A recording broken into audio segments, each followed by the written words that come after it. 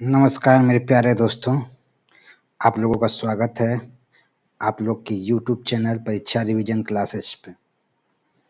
प्यारे दोस्तों, जैसे कि हम लोग बताए थे कि रेलवे प्रीवियस ईयर के प्रश्नों का हम लोग रिवीजन कर रहे हैं और ये रिवीजन विज्ञान प्रौद्योगिकी एवं आविष्कार से है, जिसको आप लोगों को 2 से 3 बार देखना है इस वीडियो को, और आवाज़ बढ़ा लेना है, आवाज़ कम होगी तो।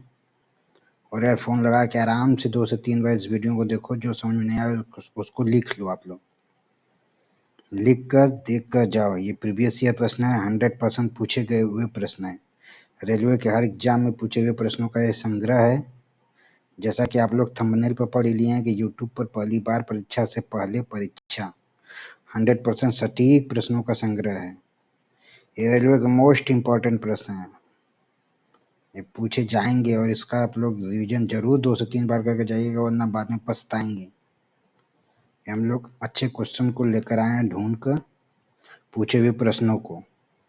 तो चलते हम लोग अपने प्रश्न के तरफ। ये तीसरा सीरीज है और तीसरे सीरीज में हम लोग 40 से 60 तक का प्रश्न हम लोग हल करेंगे और इसको आप लोग रिवीजन कर कर जाइएगा। और प्लीज़ चैनल को लाइक सब्सक्राइब करना ना भूलिएगा। शेयर नहीं किए तो शेयर प्लीज़ कर दीजिएगा। दोस्तों, चलते अपने छोटे से वीडियो के साथ शुरू करते हैं। आज का पहला प्रश्न है,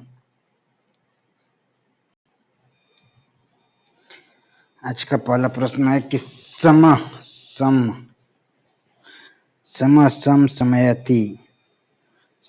समसमयति होम्योपैथिक सिद्धांत को प्रतिपादित किसने किया?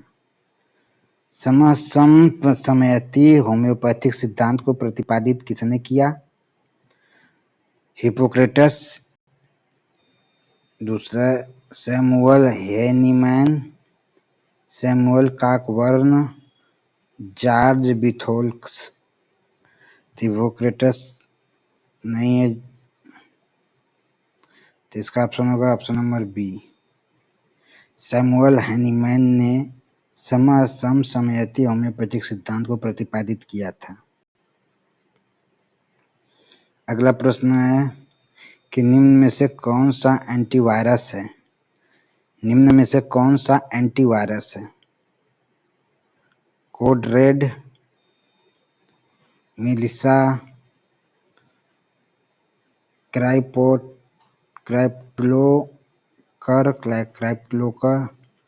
डीआर-वेब। कौन एंटीवायरस है?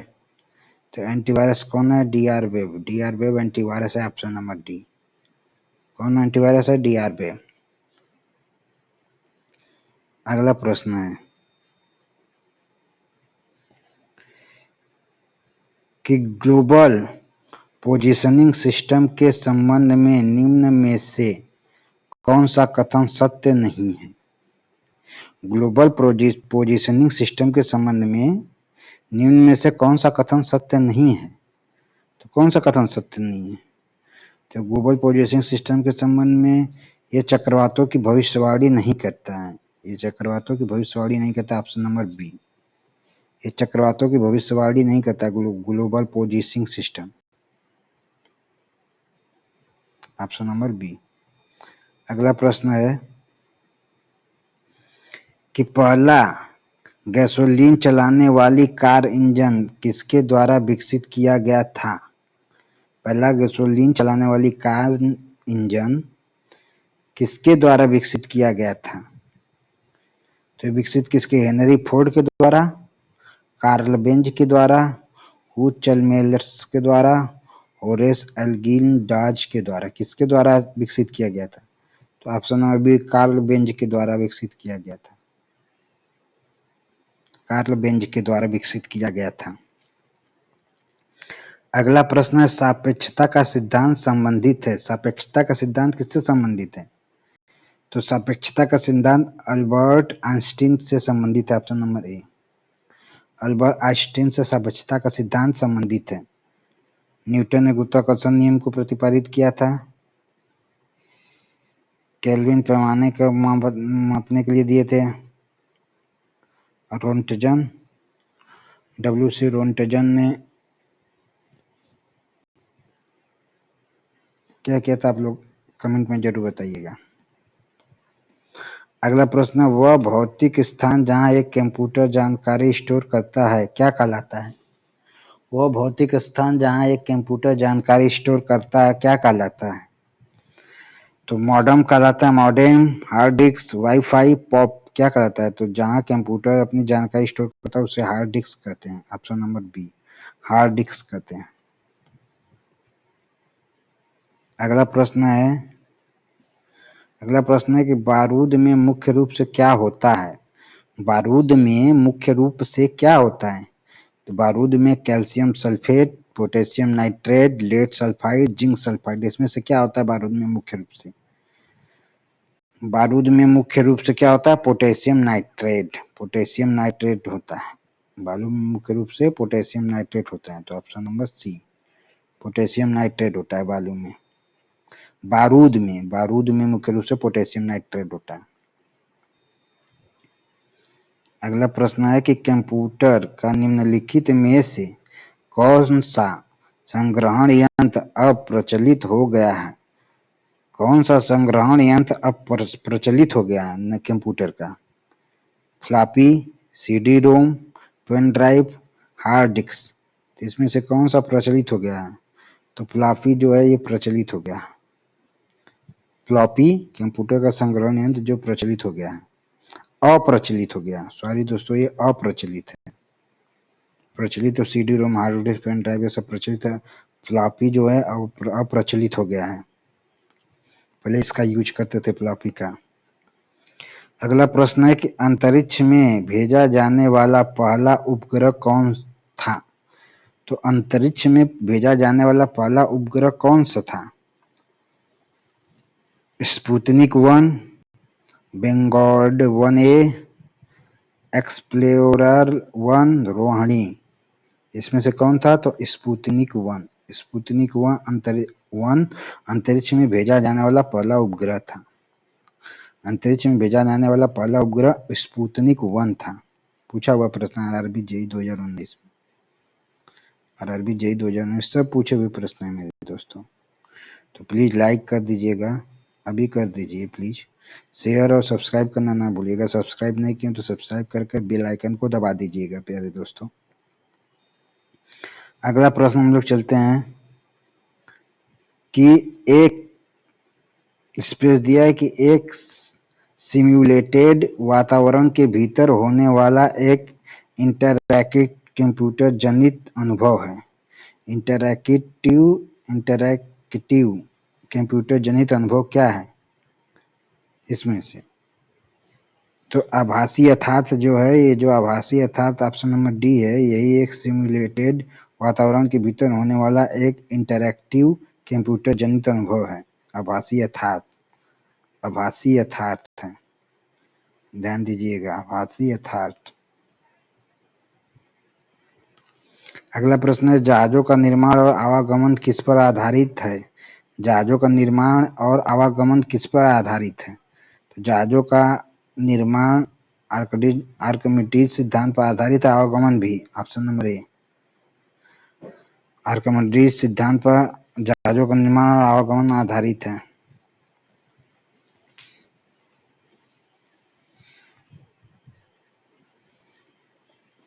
अगला है कि वह घटक जो किसी सॉफ्टवेयर प्रोग्राम की कार्यात्मकता बढ़ाता है उसे कहा जाता है। वह घटक जो किसी सॉफ्टवेयर प्रोग्राम की कार्यात्मकता बढ़ाता है उसे क्या कहा जाता है? अगर कोई घटक किसी चीज की कार्यात्मकता मतलब उसकी क्षमता को बढ़ाता है उसे क्या कहते हैं? उसे हम लोग कहते हैं प्लग इन कहते हैं, option number A, plug in. अगला प्रश्न है कि टेलीफोन लाइनों के माध्यम से संचार के लिए कंप्यूटर को जोड़ने के लिए उपयोग किए जाने वाले उपकरण का नाम बताइए। जो टेलीफोन लाइन है उसके माध्यम से जो संचार है उसको कंप्यूटर से जोड़ने जाने वाली उपकरण का क्या नाम है? H U B, switch, repeat, modem, क्या इसमें से किसका उपयोग करके हम लोग ये करते हैं, संचार को कंप्यूटर से जोड़ते हैं? तो वो है मोडेम, मोडेम को जोड़कर। अगला प्रश्न है सार्वभौमिक गुरुत्वाकर्षण स्थिरांक जी का मान निम्न सार्वभौमिक गुरुत्वाकर्षण स्थिरांक जी कैपिटल जी का मान निम्न द्वारा निर्धारित किया गया था। किसके द्वारा कैपिटल जी का मान निर्धारित किया गया था? तो कैपिटल जी का मान किसके द्वारा निर्धारित किया? हेनरी कैवेंडिश के द्वारा, हेनरी कैवेंडिश के द्वारा निर्धारित किया गया था।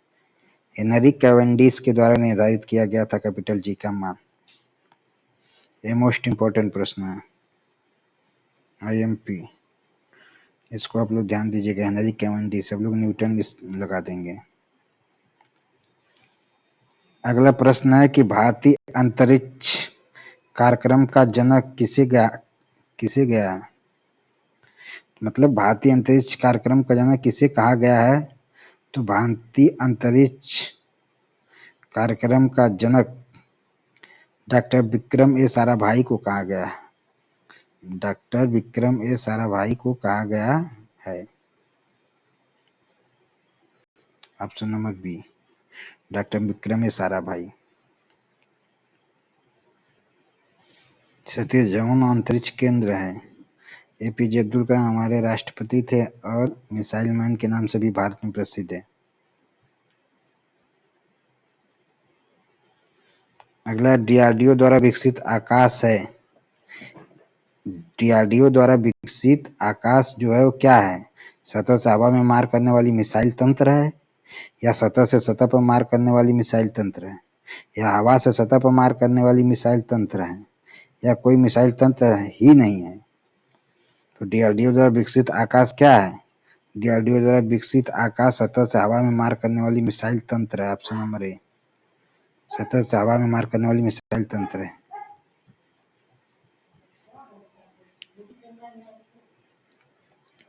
सतीश धवन अंतरिक्ष केंद्र कहाँ स्थित है? सतीश धवन अंतरिक्ष केंद्र, सतीश धवन अंतरिक्ष केंद्र कहाँ स्थित है? तो आंध्र प्रदेश में सतीश धवन अंतरिक्ष केंद्र स्थित है। आंध्र प्रदेश की राजधानी अमरावती इस समय, अमरावती। अगला प्रश्न है केरल में थुम्बा किसके लिए प्रसिद्ध है? केरल में जो थुम्बा है वो किसके लिए प्रसिद्ध है? तो केरल में थिम्बा एक रॉकेट लॉन्चिंग स्टेशन है। ऑप्शन नंबर ए, एक रॉकेट लॉन्चिंग स्टेशन है थुम्बा, केरल में। थुम्बा जो जगह है वो एक रॉकेट लॉन्चिंग स्टेशन है। ऑप्शन नंबर ए सही है। प्यारे दोस्तों, लाइक शेयर कर लीजिएगा, सब्सक्राइब नहीं किया तो सब्सक्राइब कर लीजिएगा। वीडियो अच्छी लगे तो प्लीज़ शेयर तो जरूर कीजिएगा अपने दोस्तों में। अगला प्रश्न, लुई पास्चर किसकी खोज के लिए जाने जाते थे? लुई पास्चर किसकी खोज के लिए जाने जाते थे? तो लुई पास्चर रेबीज टीका की खोज के लिए जाने जाते थे।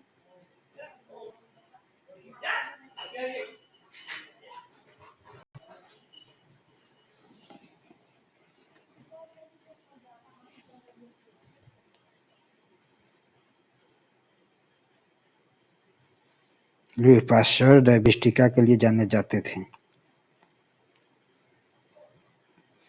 अगला प्रश्न, आज का लास्ट प्रश्न है, हबल स्पेस दूरबीन जो संबंधित है भविष्यवाणी की गई सुपरनोवा विस्फोट को उसने पहली बार देखा था। हबल स्पेस दूरबीन जो कहाँ किससे संबंधित है?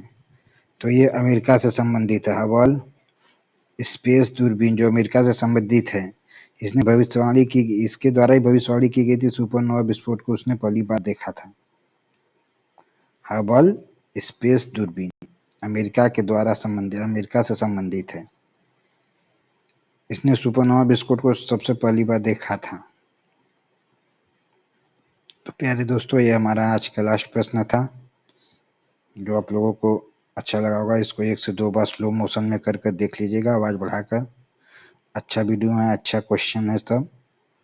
दोस्तों प्लीज़ लाइक शेयर करना ना भूलिएगा। Thank you.